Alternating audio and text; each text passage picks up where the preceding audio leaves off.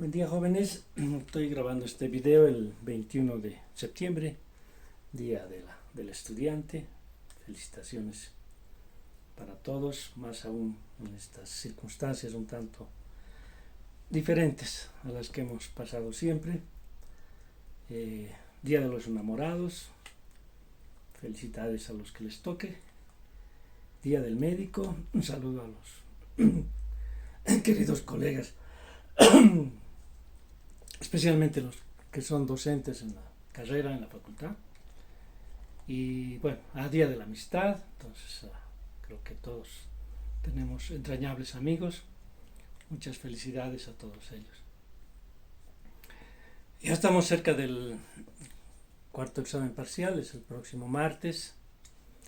Hoy día vamos a terminar el tema de flujo de la información genética con el proceso de traducción y vamos a hablar un poquito también de la transcripción reversa, que es una forma, digamos, un complemento a esa trilogía replicación, transcripción, traducción, que obviamente solo se lleva a cabo en circunstancias muy especiales en los virus, ¿no? Entonces, pero que sí, indudablemente, es muy bien aprovechada en las técnicas de biología molecular, en las técnicas de ingeniería genética, ¿ya? Entonces vamos a completar con aquello un poco. Para el jueves voy a hacer el video de repaso de genética mendeliana. Vamos a hacer desde ejercicios muy sencillos, vamos a repasar la representación de genotipos y vamos a hacer algunos ejercicios que están planteados principalmente en el libro, ¿ya?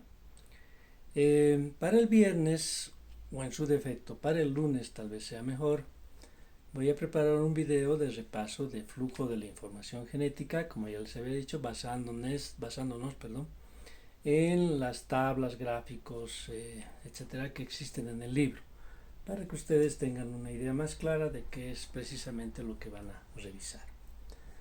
De repente nos van a quedar algunos temas que no van a entrar al examen parcial. Obviamente tampoco para ese examen final, que está planteado casi inmediatamente una semana después. Pero eso no implica que ahí se acabó todo, ¿no? Todavía tenemos bastante tiempo, hasta diciembre prácticamente.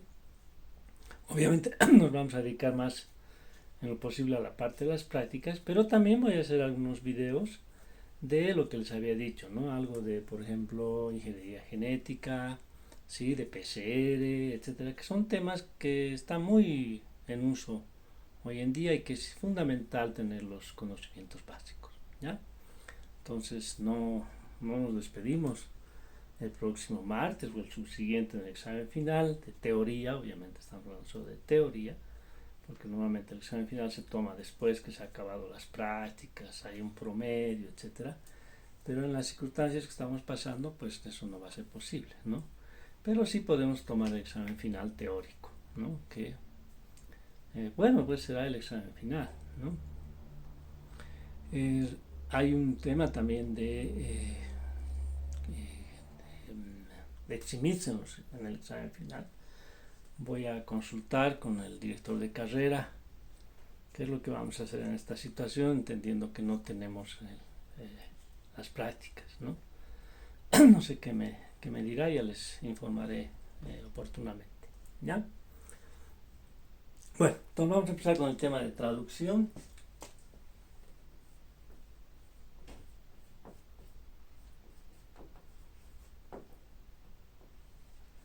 Que es, decíamos, el proceso por el cual el RNA mensajero, ¿no?,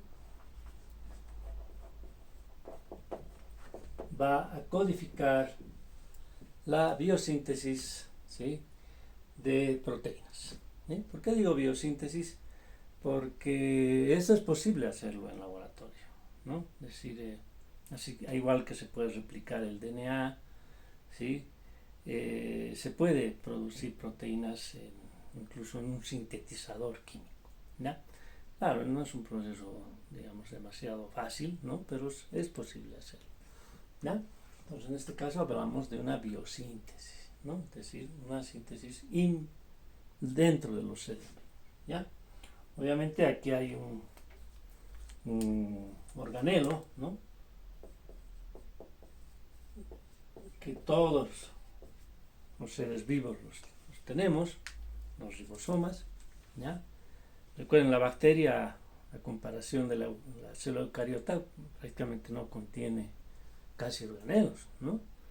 Pero sí está presente, siempre tiene que estar presente los ribosomas, porque es el lugar donde confluyen todos los actores, si lo llamo así, ¿no? Ya he estado usando ese término desde la anterior clase, los actores para llevar a cabo el proceso de la traducción, ¿ya?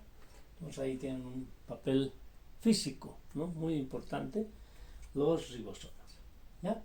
Bueno, vamos a empezar un poco a hablar de quiénes son los que participan en este proceso, ¿no? Y obviamente tenemos que empezar con un tema muy importante, que son los RNAs de transferencia.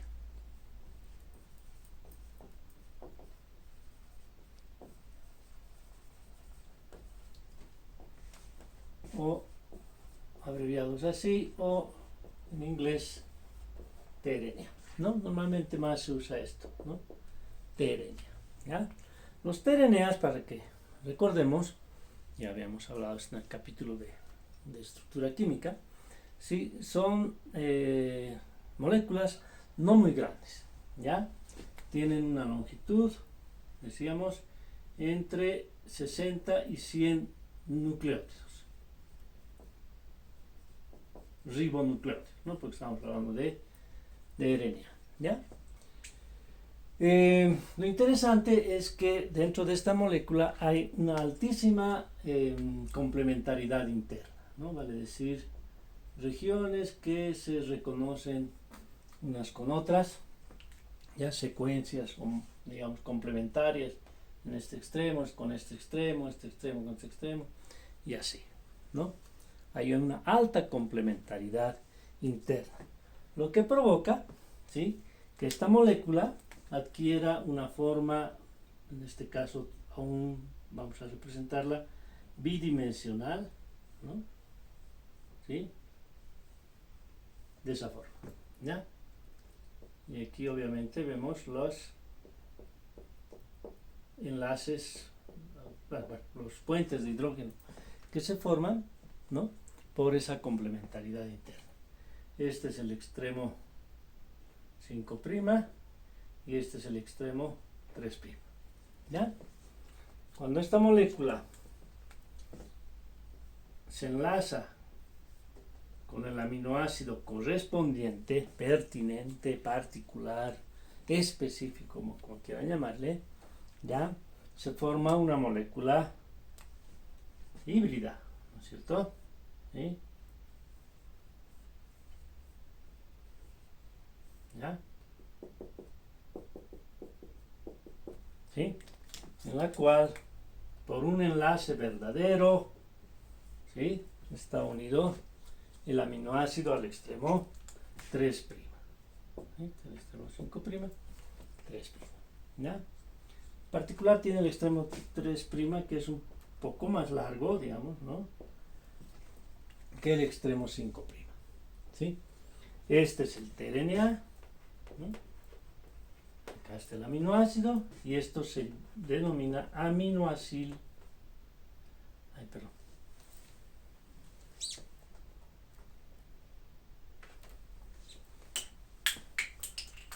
Aminoacil tRNA, ¿ya? O simplemente AA tRNA, una forma más corta de escribir, ¿sí? Bueno, también recordemos que acá hay 3 bases, ¿no es cierto?,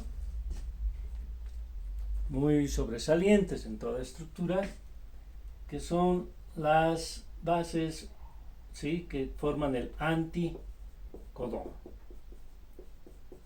¿ya? El anticodón, es decir, el RNA mensajero, ¿no es cierto?, este lleva como información los codones, o esa información está codificada cada 3 bases. Eso ya lo hemos dicho varias veces. Cada 3 bases codifican un aminoácido. Esas 3 bases se llaman codones, o a veces se les denomina también tripletes, ¿ya? 3, ¿sí? Y este anticodón es complementario al codón, ¿no? De esa forma el tRNA específico, ya eso, aunque tiene una cierta elasticidad, ¿no?, en algunos tRNAs, ¿sí? Es el que lee, ¿no es cierto? El anticodón es el que específicamente se une al codón, ¿ya?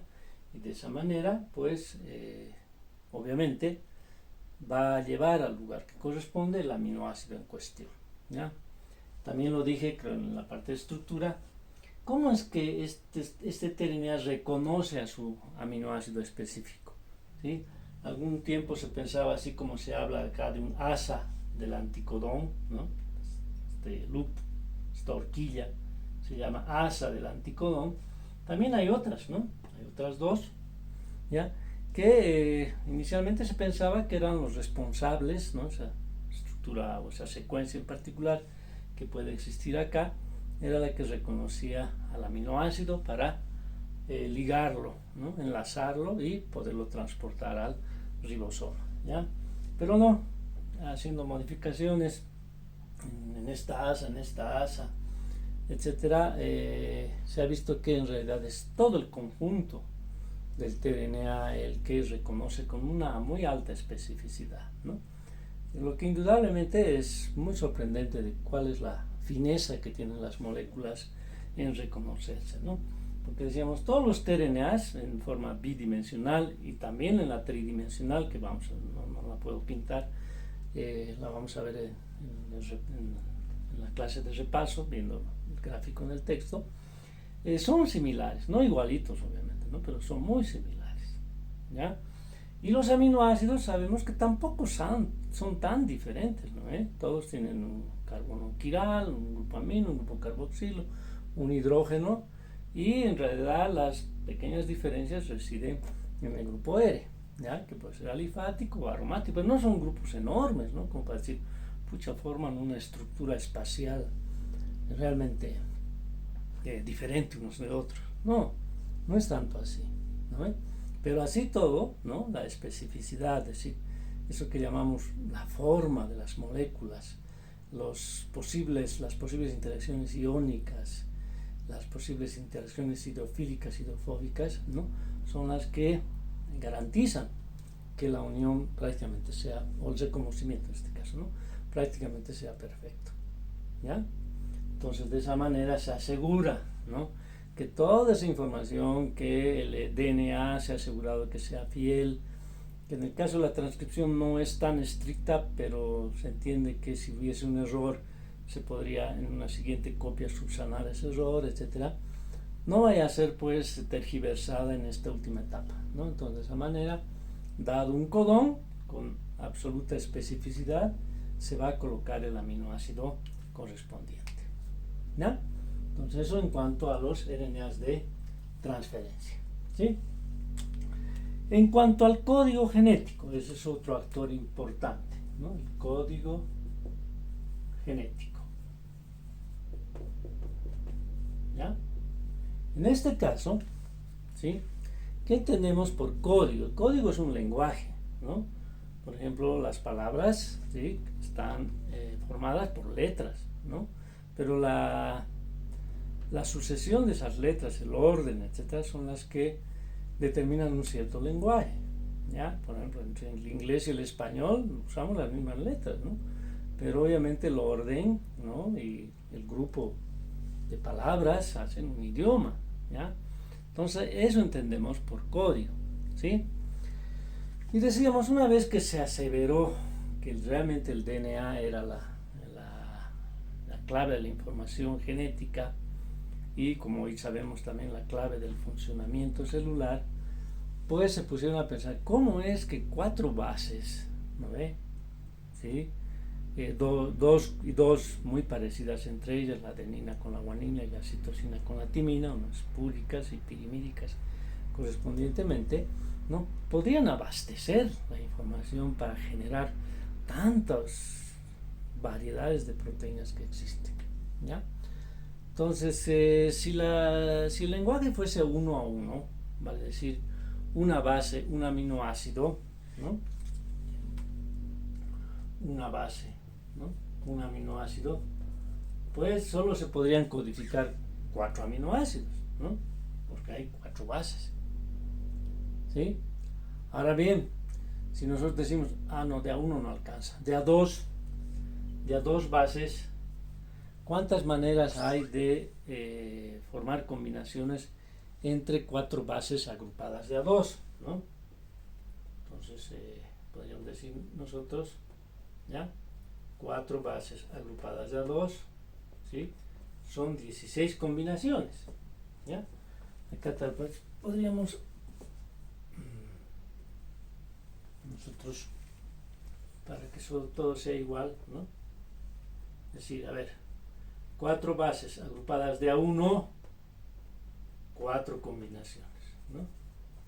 Entonces solo 4 aminoácidos, ¿ya? Así creo que está mejor. 16 combinaciones, entonces 16 aminoácidos. Pero no alcanzan, ¿no? Porque ya para ese entonces también se sabía que por análisis proteico, ¿sí? Es decir, ya se conocía qué aminoácidos conformaban las proteínas, se había ya hace mucho tiempo determinado que solo eran 20, ¿no? Entonces con 16 combinaciones no alcanza, ¿no? Entonces se planteó, ¿sí?, que las bases podrían agruparse de a 3, ¿sí? Y esto nos da 64 combinaciones, ¿no? Entonces se podrían codificar hasta 64 aminoácidos diferentes, ¿no? Pero obviamente esto es más que suficiente para codificar solamente a 20 aminoácidos, ¿ya? Bueno, esa fue la teoría, ¿no? Es decir, entonces dijeron, entonces la codificación viene cada 3 bases. Y ahí se empezó a hablar de los famosos tripletes, ¿no? Pero esto era teoría, ¿no? ¿Cómo se demostró aquello? Se demostró haciendo un experimento, digamos, in vitro, ¿no?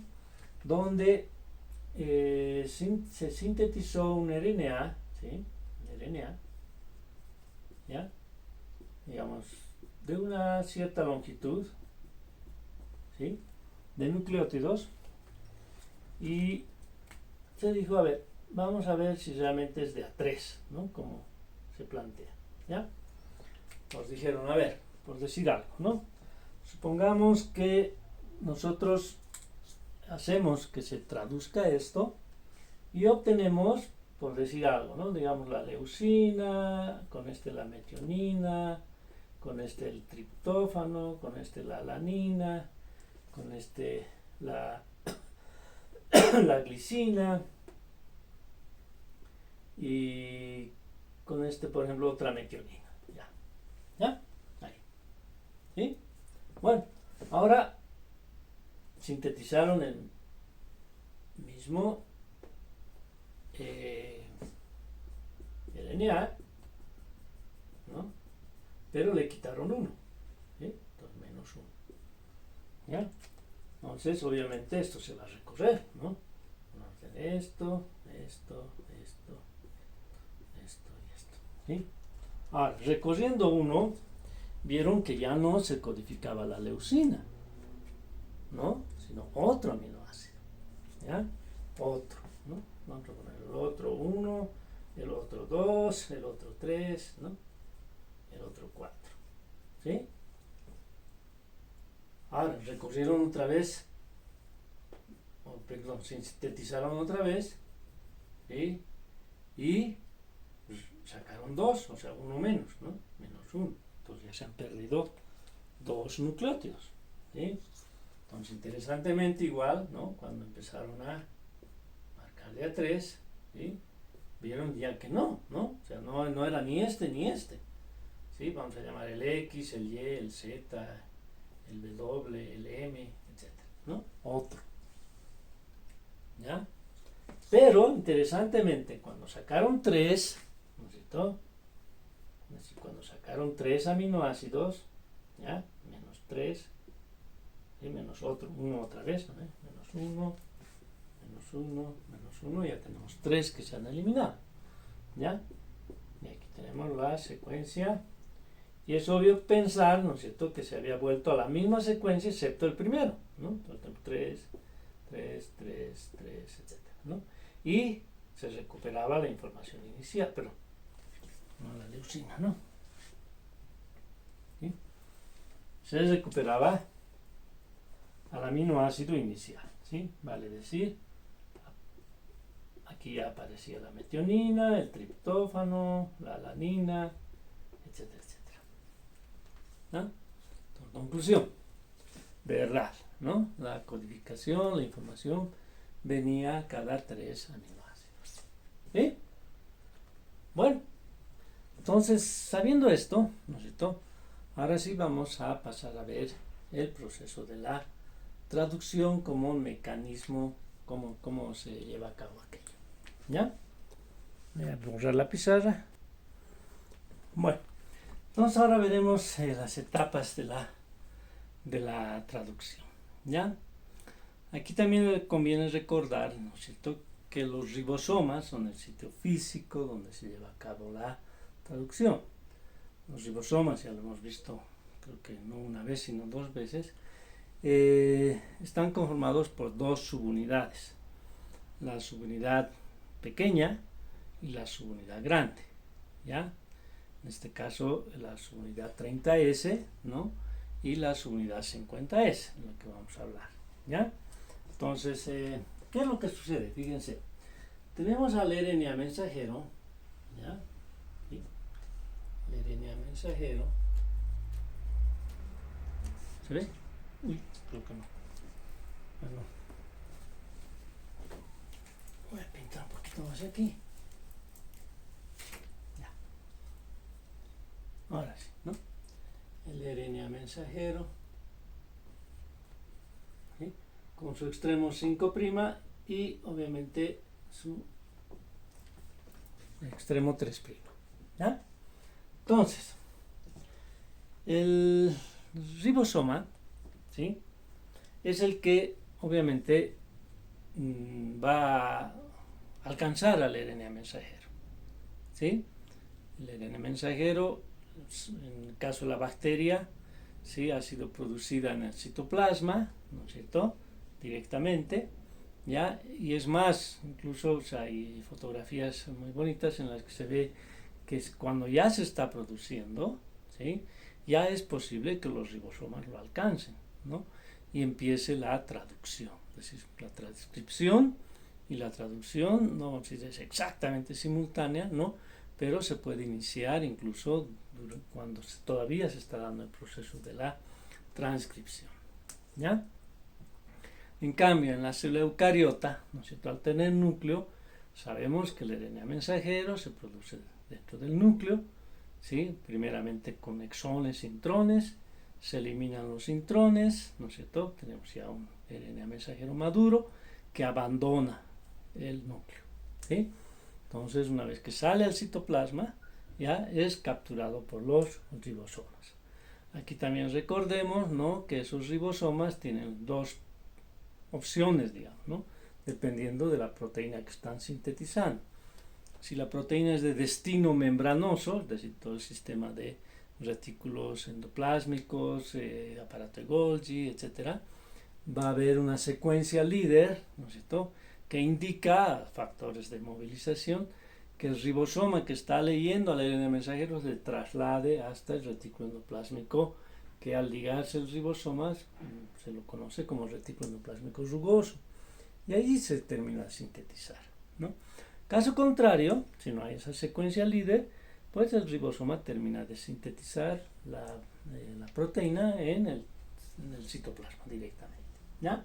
Bueno, de una u otra manera, ¿no es cierto?, es voy a pintar con negrito, este es rojo, ¿sí?, es la subunidad 30S, ¿ya?, la que se liga al RNA mensajero, ¿sí?, en una etapa que se llama reconocimiento, ¿ya? Reconocimiento. ¿sí? Acá hay una secuencia. Recuerden, el ribosoma está formado no solo por proteínas, ¿no es cierto?, ribosomales, sino también está formado por RNA ribosomal, ¿sí? Y en una de esas vueltas que da el RNA ribosomal, pues hay un lugar de reconocimiento, ¿ve? El RNA ribosomal, ¿sí?, está hecho de, obviamente, ribonucleótidos. Y el RNA mensajero también está hecho de ribonucleótidos. Entonces hay un reconocimiento, ¿ya?, a través de una secuencia que tiene un nombre, se llama la secuencia Shine-Dalgar, ¿no? ¿Sí? Por si acaso. Shine-Dalgar, ¿no? ¿Ya? Que reconoce al sitio, un sitio específico del RNA mensajero. Porque si no, pues el ribosoma podría unirse en cualquier lugar y empezar la traducción, ¿no? Eso no tiene sentido porque, bueno, de repente se está comiendo información inicial y está empezando de un lugar que no corresponde, ¿ya? Cambio, al haber una forma de reconocimiento específica, pues se asegura realmente que el ribosoma va a empezar su labor donde corresponde, ¿ya? Entonces la etapa de reconocimiento. Una vez que se ha dado esto, y vamos a pintarlo acá, ¿ya? Voy a pintar un poquito más grande, ¿sí? Ya ha sido reconocido, ¿ya? Ahí ahora sí se pega la subunidad grande, ¿ya? La 50S, ¿sí? 50S. Acá se reconocen 3 sitios en el ribosoma. El sitio P, vamos a pintar, pero no ahí. No se preocupen mucho de estos dibujos, yo los tengo que hacer porque de alguna manera tengo que explicar, ¿no? Además con calma, ¿sí? Los vamos a ver en el libro, ¿ya? En el libro está muy bonito todo el proceso, ¿sí? Entonces vamos a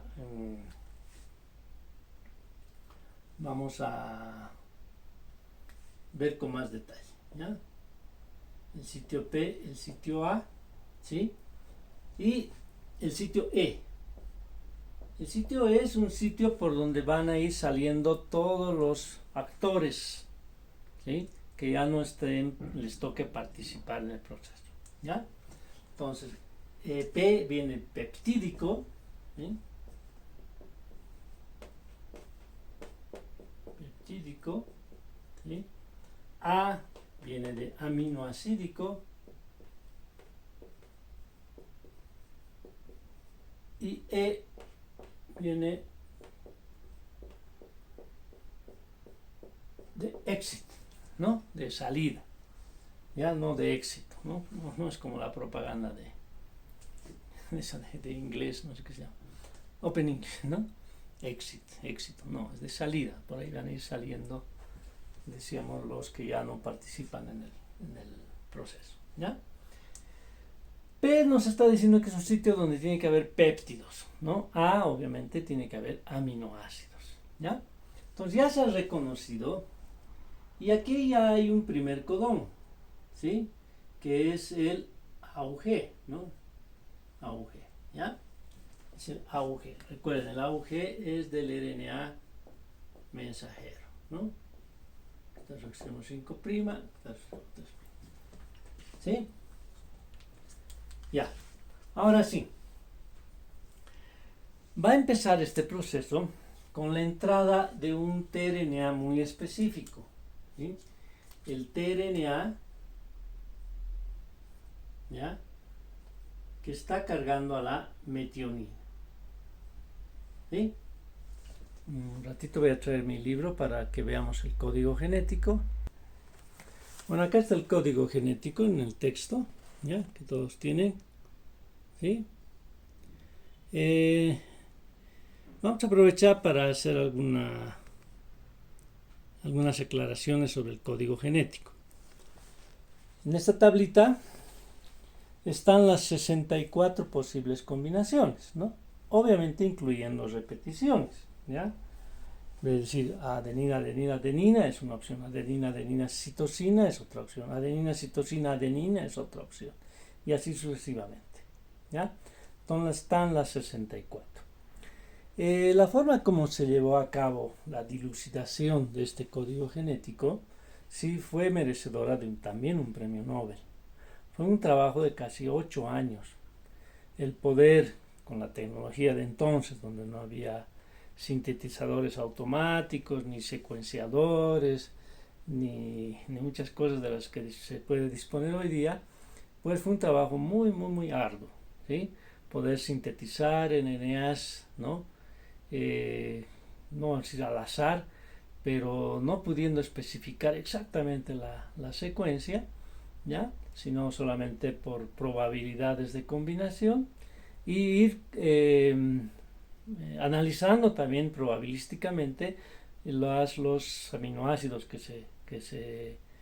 los aminoácidos que conformaban a los péptidos que se sintetizaban también en forma in vitro, ¿no?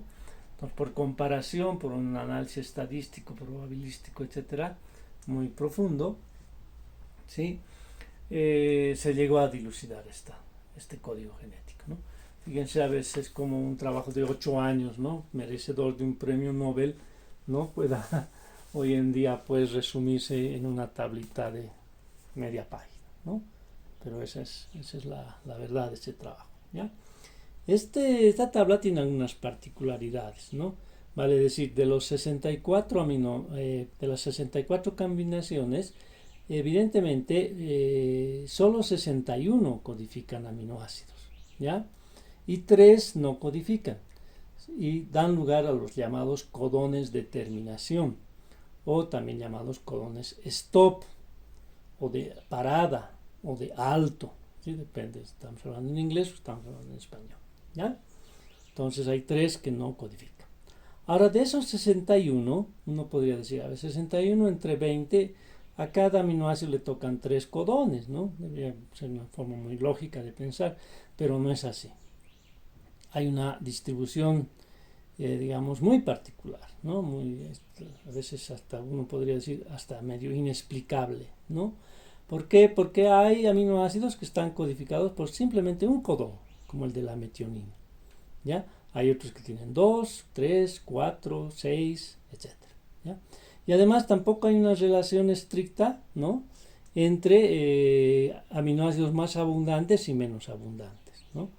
Por ejemplo, hay aminoácidos que están muy frecuentes en las proteínas, como la glicina, por ejemplo, ¿ya? Pero eso no significa que la glicina tenga más codones que otros, ¿no? Entonces no hay una relación, digamos, lógica en esta distribución de codones entre los aminoácidos, ¿sí? Pero bueno, la tabla nos puede ir indicando, ¿no? Y si nosotros vemos con detalle, evidentemente AUG, ¿sí? Es el codón de la metionina, y la metionina solo tiene un codón, entonces siempre que haya un AUG entra la metionina.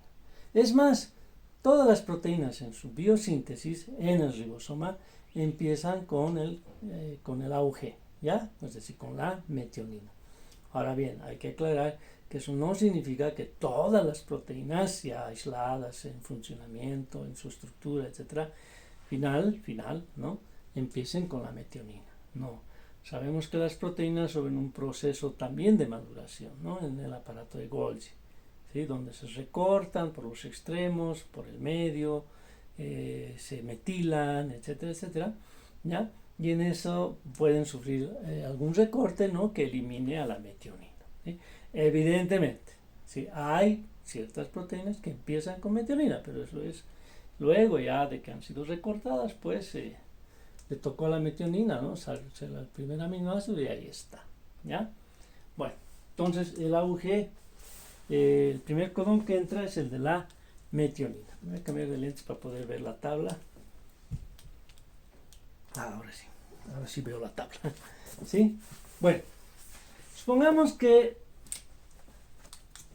el siguiente codón que ahí va a entrar, digamos que sea el CCC, ya, para no buscar demasiado, ¿no? Entonces, acá tengo el CCC y el se codifica, perdón, con lentes ya veo, a la prolina, ¿sí? ¿Qué significa esto? Que el siguiente aminoácido que va a entrar, perdón, el siguiente tRNA que va a entrar con su correspondiente anticodón, ¿no? Ustedes pueden imaginarse, ¿no? ¿Cuál será el anticodón de AUG? Será donde hay una A, va a haber una U, ¿sí? Donde hay una U hay una A, y donde hay una G hay una C, ¿sí? Ay, perdón. UAC, ¿no? UAC, ¿sí? Y aquí será GGG, ya. Pero este, decíamos, lleva la prolina. ¿Sí? Bueno. El único tRNA que puede entrar directo al sitio P sin entrar primero al sitio A es justamente el de la metionina. ¿Ya? ¿Estamos? Por eso es que siempre empieza con metionina. Esta es una especie de prueba-error, ¿no? No es que, pues, digamos, haya un guardia aquí que ya vaya especificando, ¿no?, qué tRNA va a entrar a aquel lugar. No, esto es prueba-error. De repente a este sitio trata de ingresar otro tRNA, pero como no coincide, no puede quedarse, ¿no? Entonces el único que sí realmente entra ahí es el de la metionina, ¿ya? Entonces ya en el sitio A, pues, pueden entrar otros, obviamente al que corresponde pueden entrar otros tRNAs. ¿Vamos? Ya. Ahora sí. Acá es donde se produce la unión entre los aminoácidos, ¿ya? Este proceso, una vez que se ha dado lugar, se llama la iniciación. ¿Sí? La iniciación. ¿Ya? Entonces hay un reconocimiento y hay una iniciación. Para que haya la iniciación, tiene que haber entrado el tRNA de la metionina y tiene que haber entrado el siguiente tRNA que corresponde. ¿Sí? Ahora, en ese caso, sí, lo que sucede es algo muy bonito, ¿no? Se rompe este enlace, ¿sí?, y se conforma un enlace entre los dos aminoácidos, ¿sí? Resultado de esto, ¿qué será? ¿No? Que vamos a tener al RNA mensajero, ¿ya? Al RNA mensajero, 5', 3', ¿no ve? Ahí, ¿ya? ¿Sí? Así, ¿no?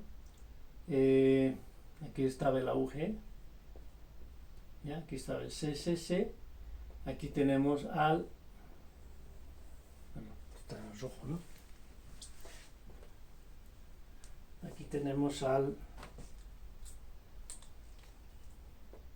tRNA de la prolina, ¿sí?, al que ya se le ha añadido, ¿sí?, se ha colgado, vale el término, el aminoácido metionina, ¿sí?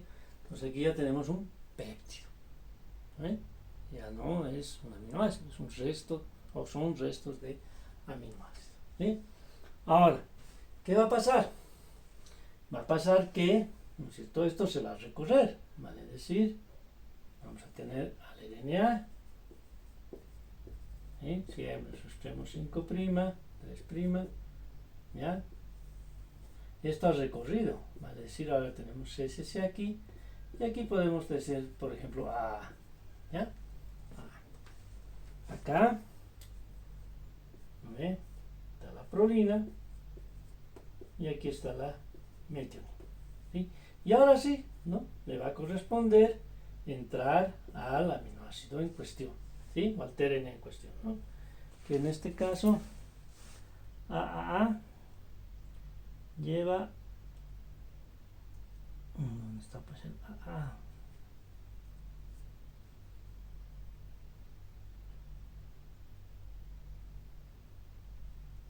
A la lisina, ¿sí?, a la lisina. ¿Estamos? Bueno, esta etapa ya se llama la elongación, ¿no? Elongación. ¿Ya? ¿Por qué? O sea, todo esto, ¿no? El haberse recorrido, ¿sí?, y el haber entrado el siguiente tRNA. ¿Por qué? Porque va a suceder exactamente lo mismo, ¿no? Este enlace se va a romper, ¿sí? Y esto se va a unir acá. ¿Ya? Acá me faltaba una flechita, ¿no? ¿Estamos? Obviamente, acá está la subunidad grande. ¿Sí? Entonces tenemos reconocimiento, iniciación, elongación. ¿Hasta cuándo? Obviamente hasta que, ¿no es cierto?, ya haya mucho RNA que ha avanzado, ¿sí? Esto ya está aquí, ¿no es cierto? ¿Ya? Aquí han pasado varios, ¿no? Es muy largo, ¿ya? Aquí, ¿qué tenemos? ¿Sí? Aquí tenemos, por decir, digamos, un ya, ¿sí? Acá tenemos, ¿no es cierto?, el aminoácido que corresponda, en el caso de a la fenilalanina, ¿ya? Fenilalanina, del que están colgados muchos aminoácidos, ¿no?, incluyendo aquí a la prolina, ¿no es cierto?, y obviamente siempre al inicio a la metionina. Creo que ya me salí de la pizarra. No, justo, ¿no? La prolina, la metionina. ¿Ya? Si la metionina está afuera, aquí la ponemos. Un poquito más cortito. Ya. Aquí se supone que hay muchos aminoácidos, ¿no? ¿Cuántos? En promedio, 300, ¿no? ¿Ya? Entonces aquí tenemos la prolina y aquí tenemos a la metionina, que es la primera, ¿no? Esto, disculpen que no guarde la proporción, bueno, es así, ¿ya? Ahora, aquí hay algo interesante, ¿no? Supongamos que esto ya tiene que terminar, ¿sí? Entonces, ¿qué va a pasar? Cuando vaya a terminar, ¿no es cierto?, se va a situar un codón de terminación, por ejemplo, uno y el más frecuente, el UAG, lo estoy poniendo más grandecito para que se acuerden. Este es un codón de terminación, ¿sí? Este es un codón stop, ¿sí?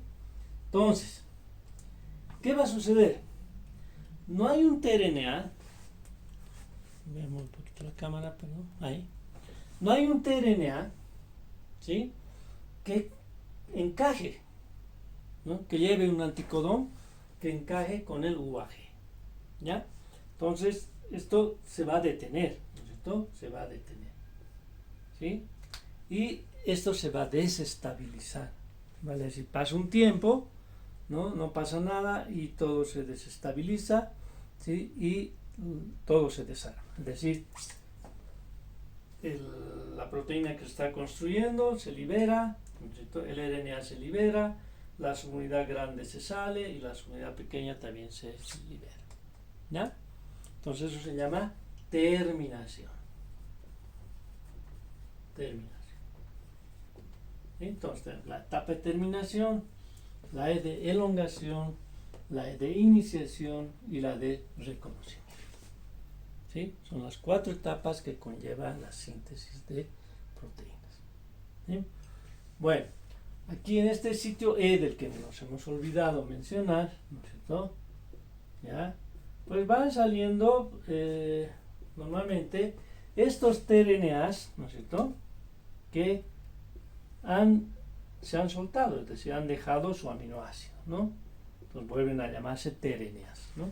Estos son aminoacil-tRNAs y estos son simplemente tRNAs, ¿ya? Bueno, otra cosa también que después verán en detalle en biología molecular, aquí hay factores, es decir, factores por decir otros componentes, ¿no es cierto?, que si bien no intervienen directamente en traer las moléculas, formar los enlaces, etcétera, hay otros factores que se llaman factores, ¿ya? Entonces hay factores de reconocimiento, normalmente son proteínas, ¿no?, proteínas que ayudan en el reconocimiento de lugar de inicio de la traducción, ¿ya? Factores de iniciación, es decir, proteínas que ayudan a que se localice correctamente el tRNA de la metionina, se localice el tRNA siguiente. Factores de elongación que ayudan a que esto tenga movimiento, porque esto tiene movimiento, ¿no? Es decir, se mueve, ¿ya? Es como un lector, ¿no es cierto? El ribosoma es un lector del RNA mensajero, entonces va desplazando sobre el RNA mensajero, ¿ya? Y finalmente los factores de terminación. ¿Sí? Bueno, verán, en realidad no es tan complicado, ¿no? No es tan complicado. Tiene una secuencia bastante lógica el proceso de la traducción. ¿Sí? Bueno, voy a borrar la pizarra y vamos a hablar un poquito de la transcripción reversa, ¿ya? Bueno, vamos a recordar previamente estos tres procesos que ya hemos descrito con cierto detalle, ¿no? La replicación, la transcripción y la traducción, ¿ya? La replicación, la transcripción y la traducción. ¿Sí? Bueno, hay un proceso excepcional, ¿no es cierto?, que es la transcripción reversa, ¿ya? La transcripción reversa. ¿Sí? Es decir, en la cual el RNA, ¿no es cierto?, transcripción reversa, en la cual el RNA es el que codifica la síntesis de DNA. Obviamente este es un proceso que para seres vivos, ¿no es cierto?, no tiene por qué darse, ¿ya? Vale decir, todos los seres vivos tenemos como información genética DNA, ¿no? Esa información genética, si se va a transmitir a la descendencia, se replica. Si esa información genética es necesaria para la síntesis de una proteína, pues se transcribe y luego se traduce, ¿ya? Entonces no hay razón de ir en sentido contrario, ¿ya? Pero sí se da, por ejemplo, en los virus, ¿sí? En los virus que son retrovirus, vale decir que en su ciclo de vida, ¿ya?, necesitan, por alguna razón, ¿no?, por su evolución, pasar su información a DNA, ¿ya? Usualmente, ¿por qué? Porque se van a insertar temporalmente, ¿ya?, en la información genética del hospedero.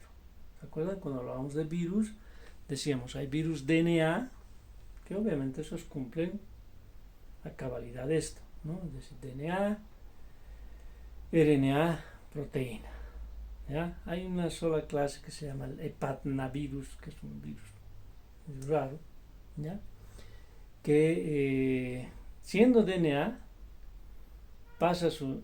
para replicarse, transcribe temporalmente su información de RNA y ese RNA de vuelta a la copia DNA, o sea, medio raro, ¿no? Pero es uno, no solo, ¿ya? El resto de los virus DNA cumple esta trilogía normalmente. Ahora, también hay virus RNA, ¿sí?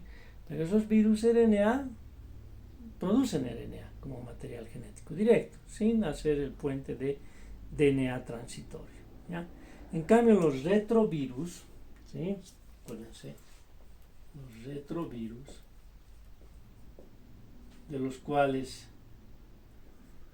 digamos, el que actualmente tiene obviamente un interés muy grande es el del VIH, el del VIH, ¿ya? Lo que hacen es lo siguiente, ¿no? El virus, que es un virus icosaédrico, ¿ya? Pintado redondo. Estaba bien, ¿no? Bueno, relativamente bien, ¿no? Es un virus icosaédrico, ¿ya?, donde el RNA está ahí adentro, ¿sí?, ¿ya? Además en doble copia, ¿ya? Es RNA simple cadena positiva, ¿no? ¿Sí? Y además tiene una cubierta, ¿no? Entonces es un virus con cubierta, ¿ya? Entonces este virus, ¿no?, cuando se integra, cuando se va a infectar, ¿no?, penetra verdaderamente a la célula, ¿ya? Es decir, si esta es la célula hospedera, ¿no?, voy a pintar la célula hospedera con su núcleo, ¿sí?, con su material genético, ¿ya? El virus penetra, es decir, ingresa totalmente,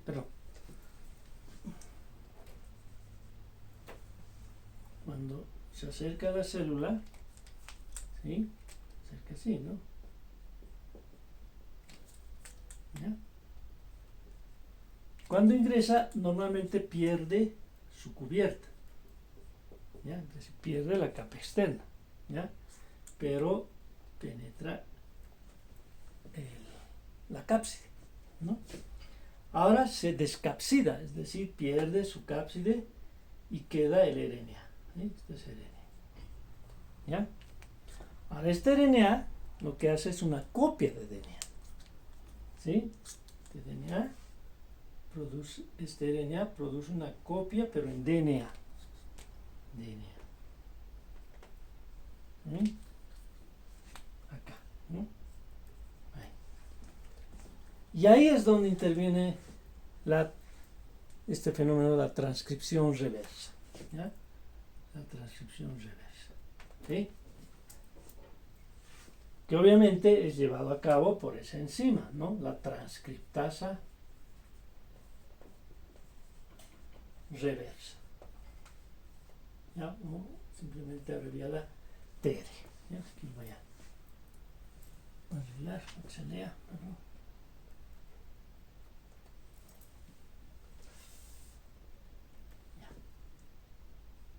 TR, ¿no? Ahí está. Fenómeno de la transcripción reversa, ¿sí?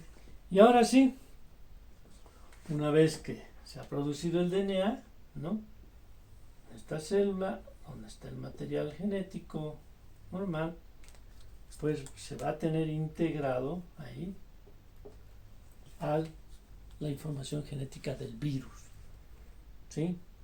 Y obviamente cada vez que esta célula se replique, ¿no es cierto?, se divida, ¿no?, también, como no hay una diferencia química, ¿sí?, entre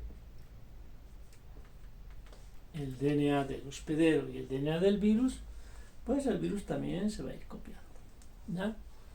Y cuando sea su momento, ¿no?, pues normalmente en el VIH unos 8 años, ¿sí?, este DNA viral va a abandonar, ¿sí?, el núcleo, ¿ya?, y va a ser lo contrario, ¿no? Es decir, el DNA va a generar RNA, este RNA va a generar cápside, cubierta, etc.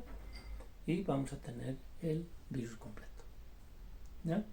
Ese virus completo que sale de la célula, a veces la rompe, a veces no, depende del tipo de virus, va a infectar otra célula y otra célula y se va a iniciar la infección viral, no la propagación viral, ¿ya?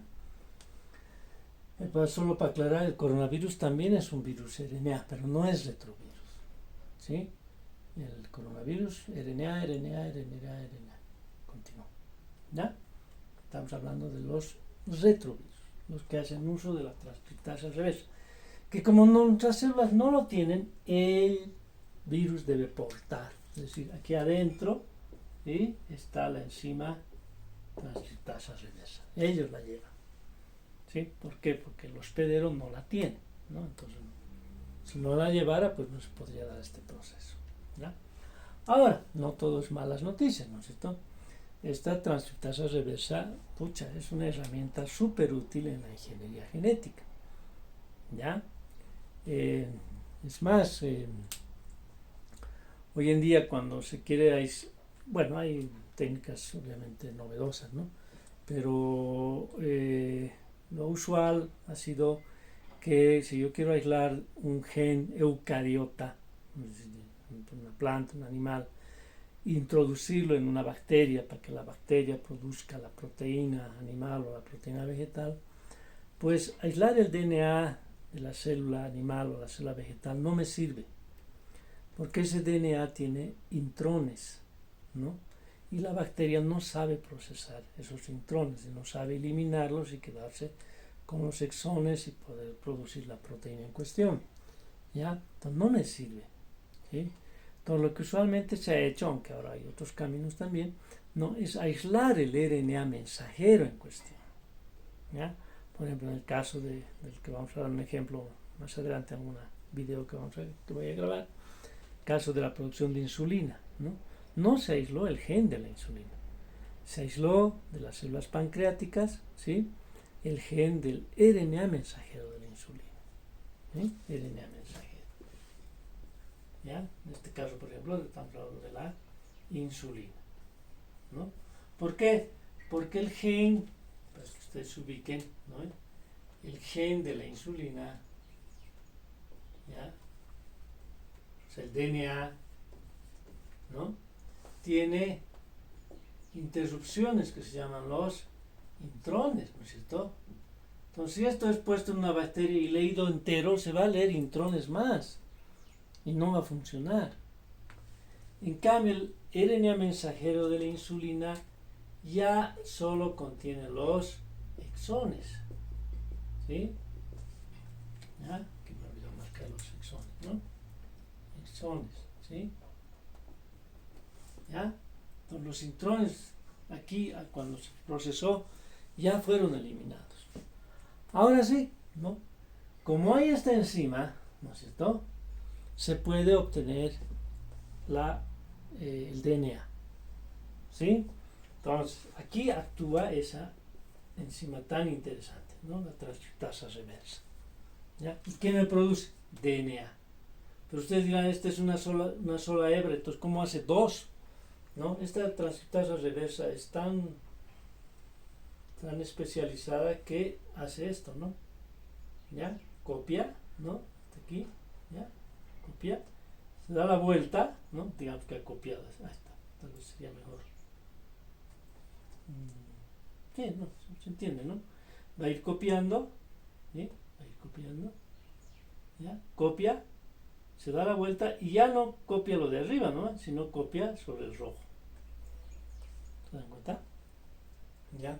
O sea, la primera cadena, la que va, le sirve de molde a la segunda para terminar y tener un DNA doble cadena. ¿Sí? Doble cadena, ¿no? Como usualmente es el DNA, y solo así puede integrarse en el DNA del hospedero, ¿no? En este caso, ¿no?, ahora sí, ¿sí? Este DNA que se ha obtenido de esa manera, por si acaso se llama DNA copy, ¿sí? DNA copy, porque es una copia de RNA, ¿ya? Ahora sí, esto es DNA, ¿no?